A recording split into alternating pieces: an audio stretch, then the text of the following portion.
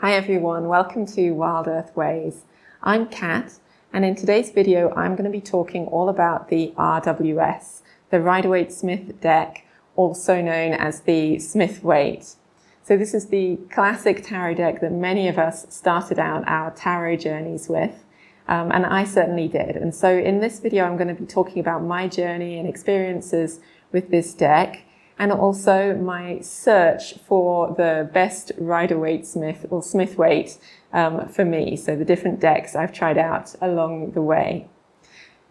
I'd love to hear also about your different journeys and experiences with the RWS. So I'm going to actually create a tag for this video. So if you'd like to join in and share your different RWS stories, then there are a few questions that you can use if you wish, or you can just share your journey with this deck. And I'd love to hear about people's different experiences with it, because I do feel like it's quite a fundamental part of many of us's experience of tarot. Something about the naming, I'm not very consistent in how I name this deck. So I do tend to call it the RWS. Because that's what we hear most often, and it's what I'm most used to calling it.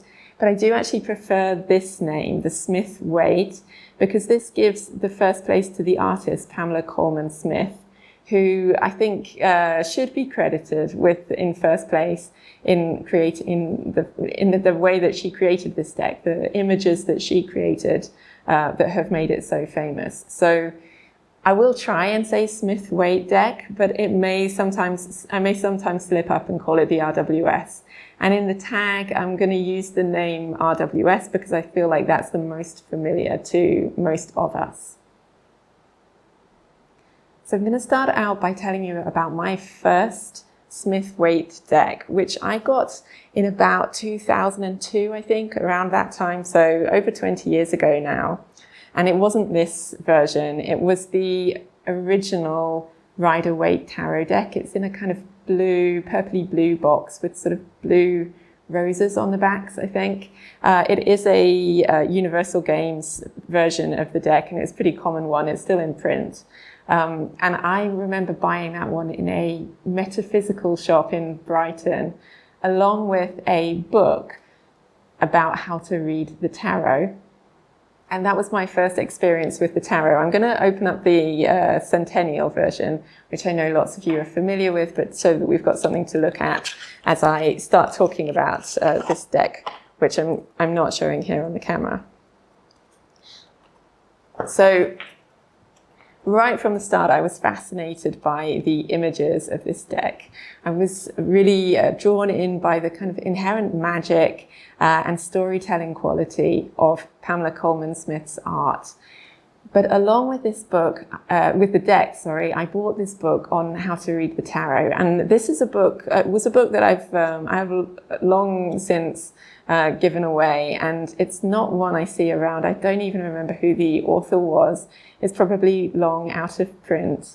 And this book was very predictive and traditional in its way of reading the tarot.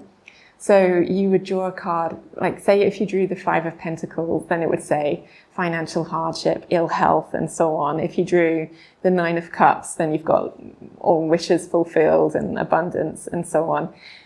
And it didn't really use that way of reading the tarot that we're much more familiar with today of psychological meanings, psychological understandings of the tarot. It was kind of predictive and a little prescriptive. And it didn't appeal to me very strongly. So I was fascinated by the images and by the cards, but I didn't enjoy reading with the deck. And part of that was because it felt kind of limited by this kind of prescriptive, predictive, fortune-telling style of reading the cards.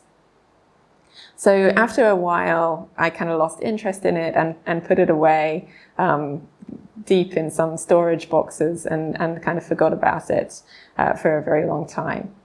Many years later, I bought the Wild Unknown, and this sparked my interest again in finding out about these mysterious images and learning different ways that we can approach the tarot. And at that time, I did a tarot course on Udemy, which was taught by a woman called Sal Jade. And she went through each of the cards in turn, giving the different meanings, but she also gave prompts for journaling, for consideration about how the energy of the card has shown up in different ways in your life, in your beliefs and experiences.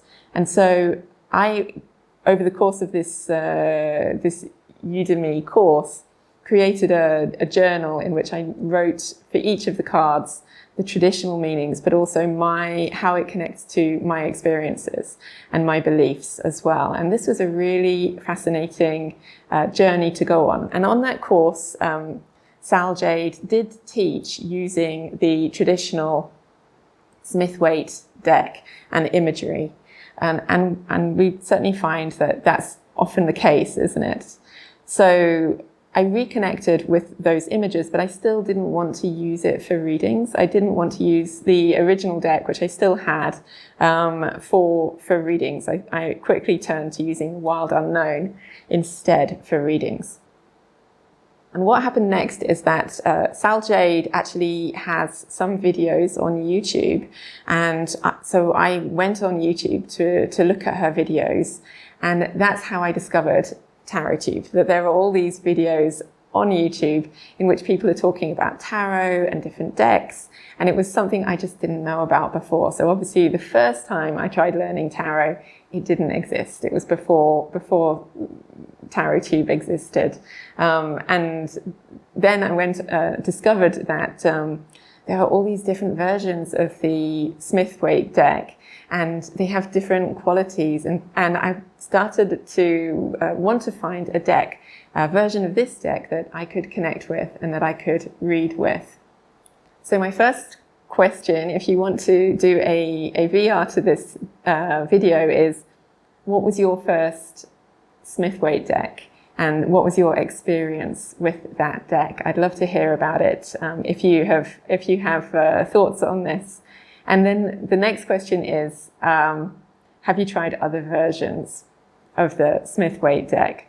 And so I certainly have. I was watching these videos, looking at the different versions of the Smith-Waite deck that existed. And the next one that I tried out was this one. This is the Radiant Wise Spirit Tarot. It's published by Lo Scarabeo. So the reason why I got this deck was because looking at the different comparison videos that exist here on YouTube, I saw a lot of people talking about how they didn't like borders on tarot decks.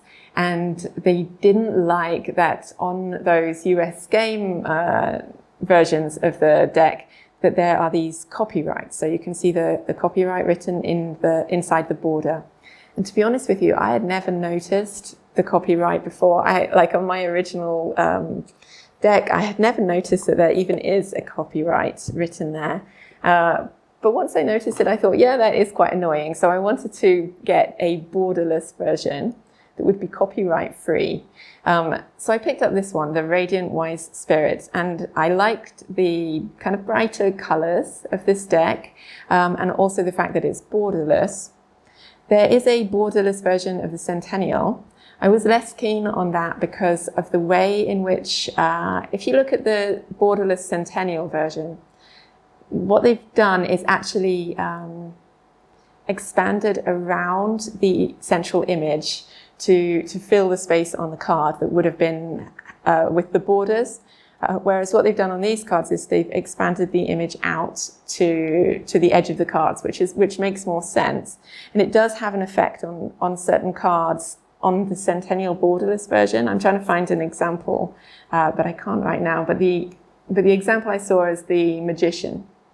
So if you think of the Magician card, he's surrounded by these garlands of roses, and on the borderless Centennial, there's a kind of gap between the edge of the card and those garlands of roses, rather than them filling to the edge of the cards. And so that was something that made me think, I'll pick this deck.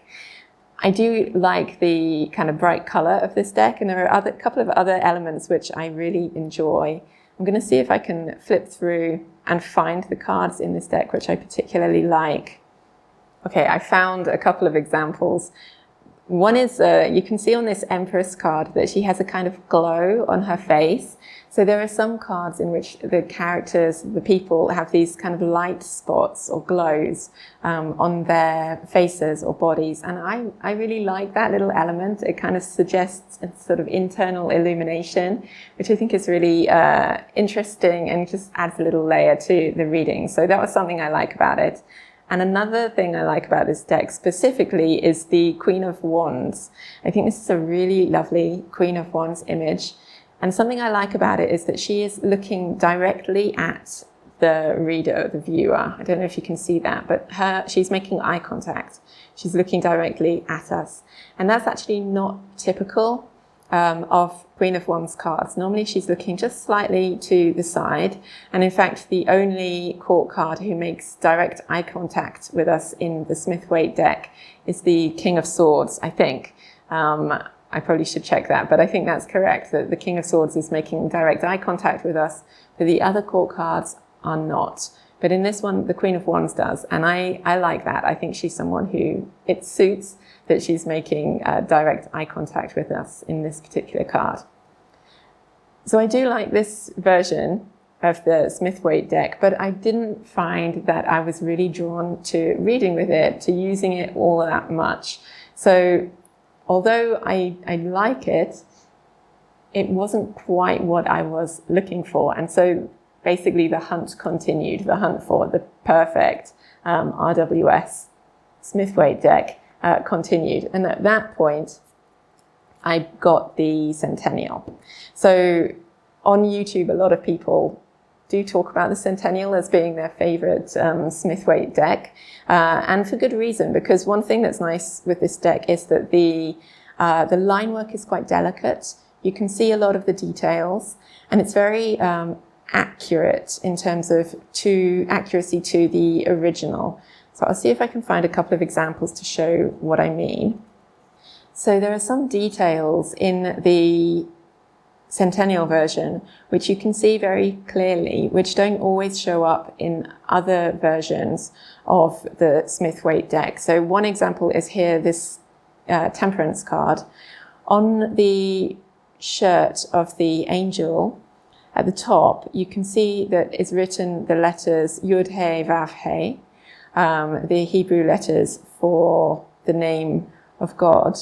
And in other versions of this deck, that isn't always clear, but it shows up very clearly in the Centennial version. And another example of this is on the Strength card. You can see very clearly that this garland of roses that the woman is wearing is also passing through around the neck of the lion. So they're actually connected with one another with this garland of roses. In many versions of this deck, you don't see that clearly. It's actually just not there at all, that whoever's done the coloration may not have noticed that they are connected by this garland. But it's little details like that which are in the artwork, which I think are really beautiful. And I think that the Centennial has done a good job of preserving such details. On the other hand, I didn't find myself drawn to read with this deck at all. The color is a little bit muddy and sometimes like a little bit grainy as well. So like if you look at this character's skin, for example, you can see the kind of pixels of the color, and it didn't really draw me as a deck to read with. So the Centennial didn't quite work out for me as I'd hoped. So I was still looking for another Rider-Waite-Smith deck. And the next one I got was this deck, the Illuminated Tarot, which is made by Carol Herzer. So this is an independently created deck that she actually makes them basically by hand. So the cards are kind of laminated. You can see there it's very shiny. She repainted all of the images in this deck using very bright, vibrant colors. And you can see that she shows this illumination in all of the cards, the light coming off the characters. Take a look at this strength card. It's really beautiful. I don't know if I can get it so it's not glaring, but it's really gorgeous. I saw these Illuminated tarot decks on the Channel Tarot map, and I was really struck by them. Particularly how even in the dark cards, you can see that the illumination that she's added changes the perspective. So you start to see that the swords may be an instrument of suffering, but they're also an instrument of compassion, that they're opening us up to feeling this flow of energy that's in the universe, that's touching us all the time, that often we don't see. We don't see that this energy is all around us, connecting us. We can be blind to it, but it's still there. And this is something that this deck shows so beautifully. I really like it. And you can see also that in every card, she's done the light slightly differently. So different perspectives come through with each way that she's repainted these images. Like this Four of Cups, where she's got these kind of stars in the sky, with 4 stars, so echoing those cups. So suggestive of the kind of the light and illumination that is coming to this person if he chooses to accept and receive it. I think it's a beautiful deck. Quite quickly, I realized that this is a special deck to me. It's not one I would use for everyday readings. I think you could, and I'm not in general someone who keeps the best for special occasions. I believe in wearing your nicest clothes and so on.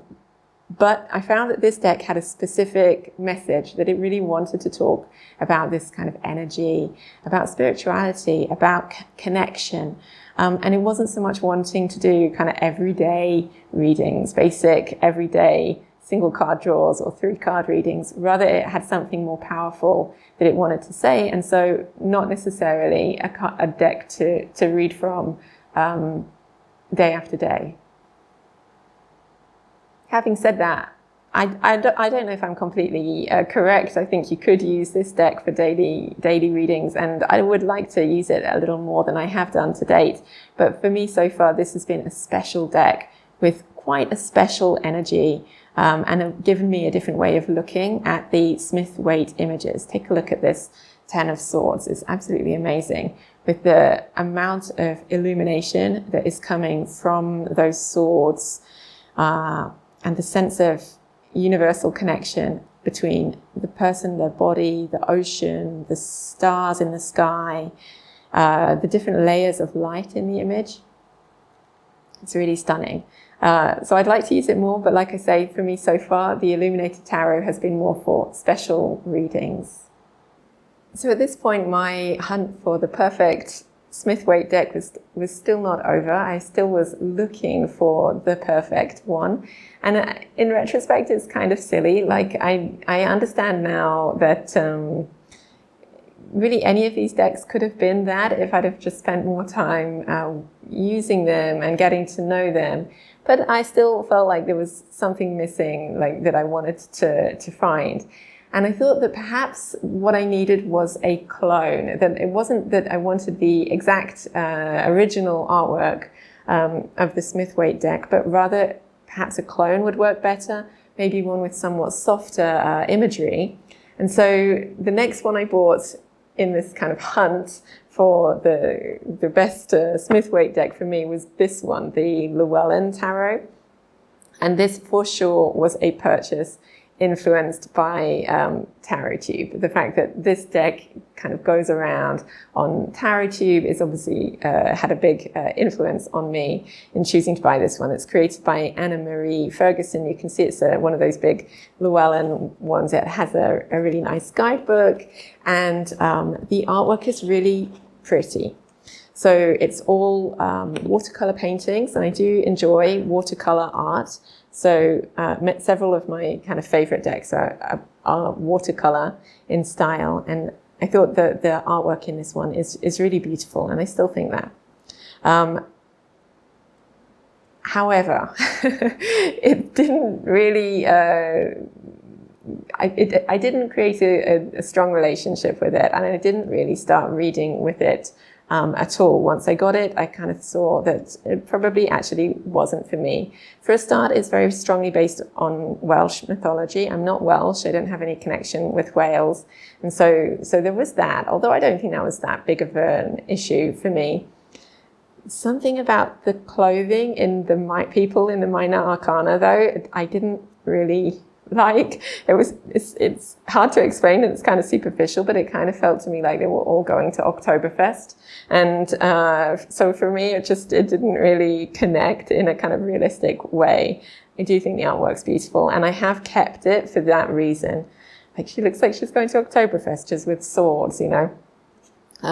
So yeah, the Llewellyn Tarot and me, we didn't really hit it off. So I don't think I have actually any real direct clones of the Smith-Waite tarot. I know that there are some in which, like say the Modern Witch, which are pretty close to the original, but have just changed the people, the clothing, the kind of gender, and so on. I don't have any decks like that. I'm not sure that really it's fair to call this a clone. Like, for example, this is the Hanged Man. It's really very different, isn't it? So it leans heavily in the minors on the Smith-Waite, but it isn't really a clone throughout.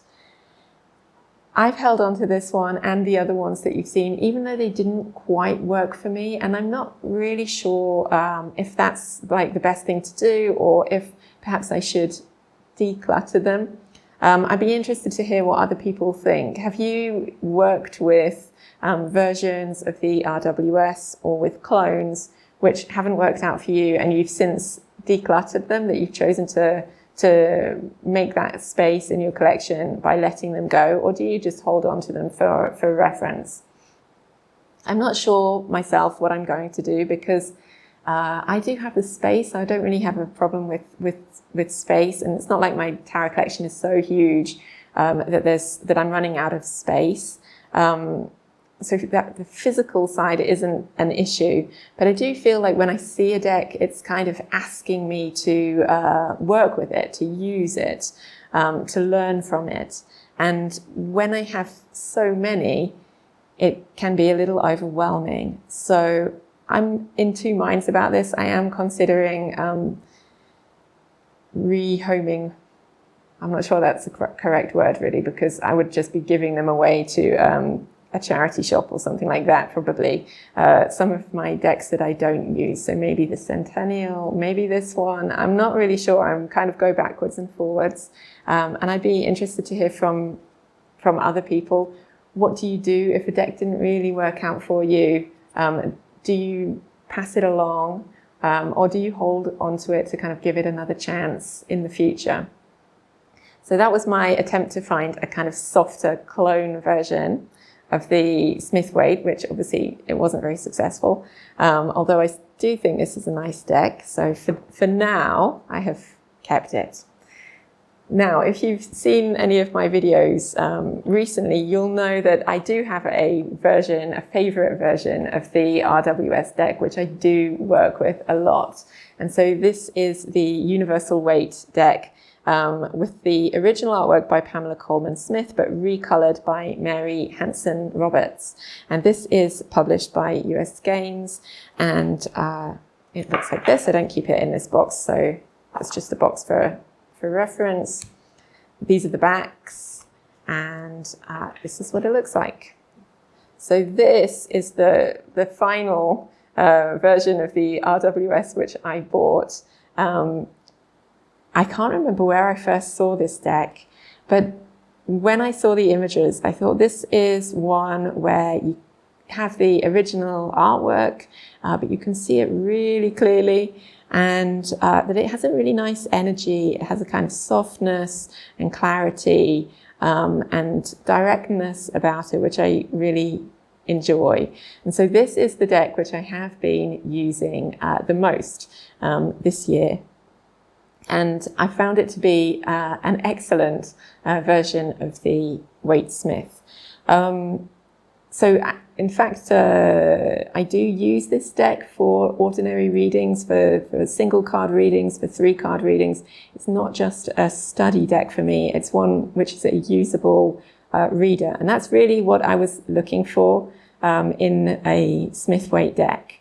So I'm happy to have found it. You can see that the images are obviously the original, but just a little bit more delicately drawn. The coloration is a little bit lighter and very clear. And I have to say that for my eyes, which are getting older all the time, like all of us, I suppose, it's easy to read with because of that. And I like the backs; they're pretty nice.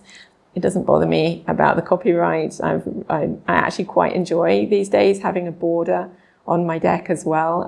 I like the sense of containment that it gives. So that is no longer something which was high on my priorities as I was looking for a new Smith-Waite deck.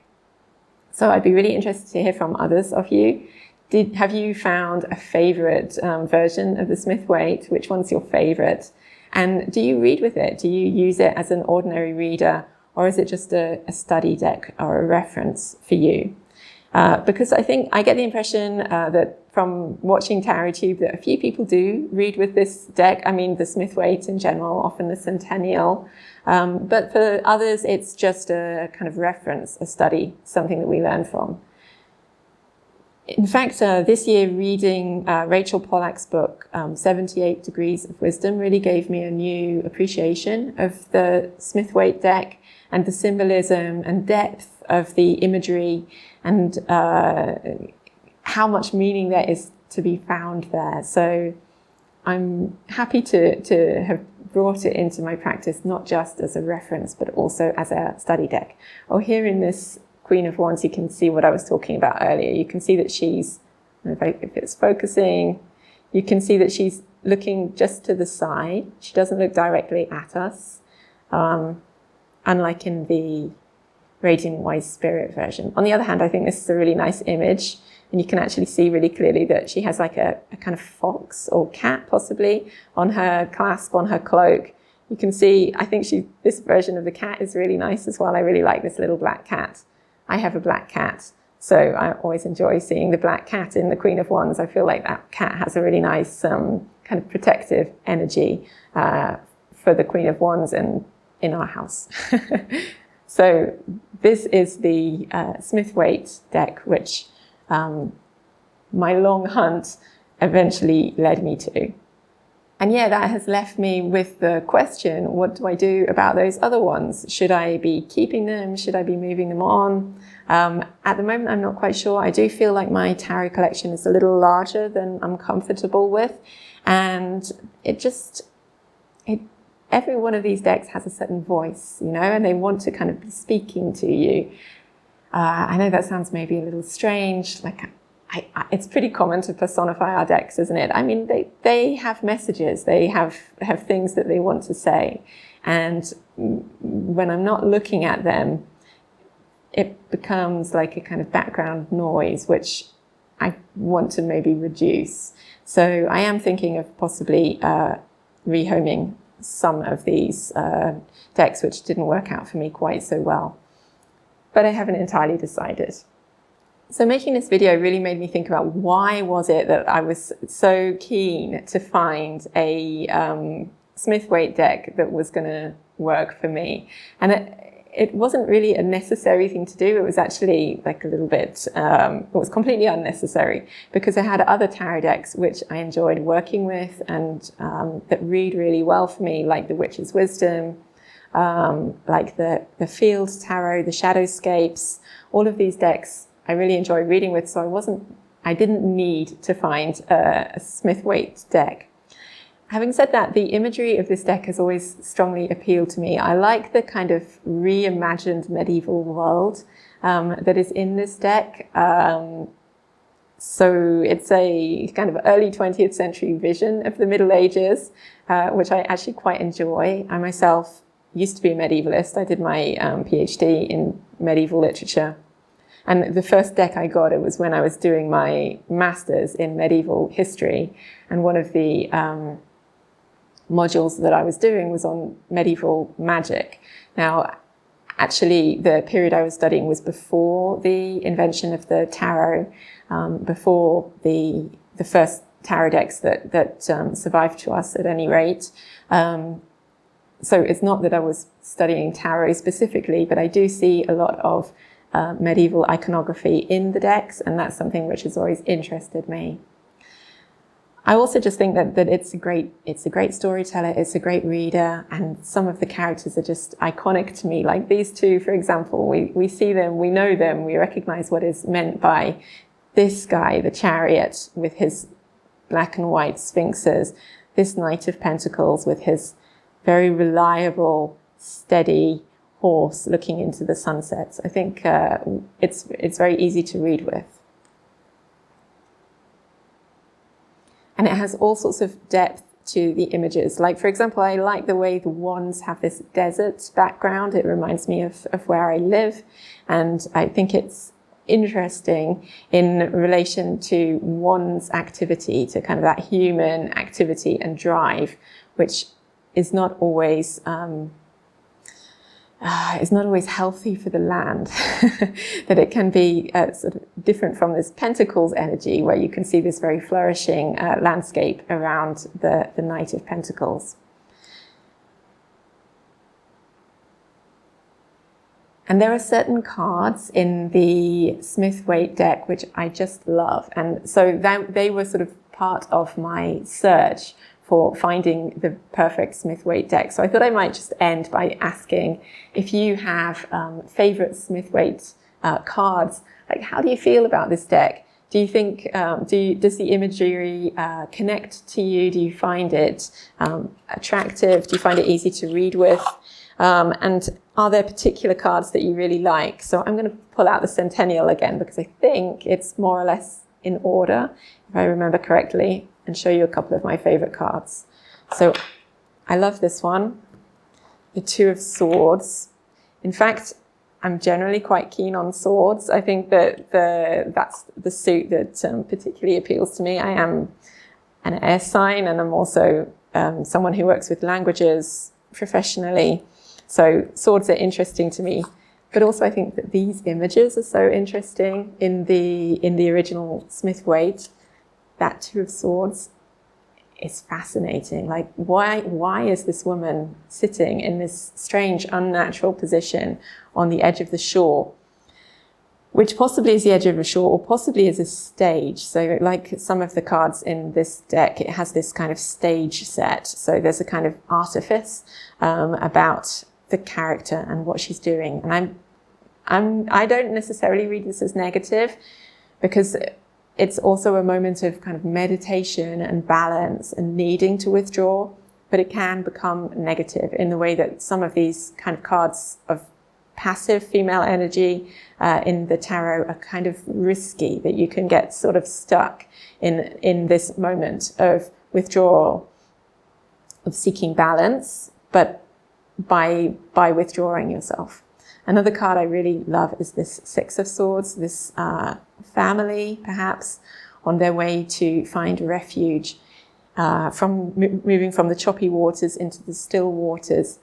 It has, like so many of the images in the Smith-Waite deck, a kind of eerie silence, which is just invites you into the image kind of like a dream.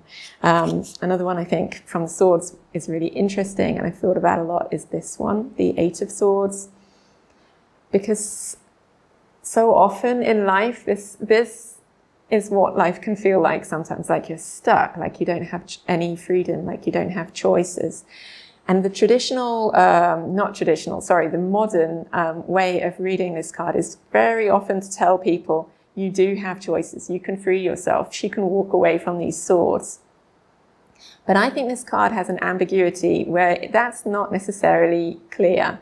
And in modern decks, the artist has often made a choice. Are they going to emphasize the fact that the character could walk away from this situation, or are they going to emphasize the fact that the character is stuck, is well and truly trapped? And in this card, I feel like either could be the case. We don't really know. And that to me is very powerful, because I think that is a kind of lesson for life. You know, sometimes we really are stuck in certain situations. Sometimes you can't get out of them. and that's just like a fact of life, you know. And sometimes that's the message that this card might be bringing. On the other hand, there are situations in which we can change things. We can take off the blindfold. We can unbind ourselves and walk away. The water around her is shallow. She's not stuck. There's no sign that she's being guarded, for example. We don't know, and it's up to us to decide in our interpretation, depending on the context, depending on how we feel about these images. So these are just 3 examples of cards from the original Smith-Waite that I find fascinating.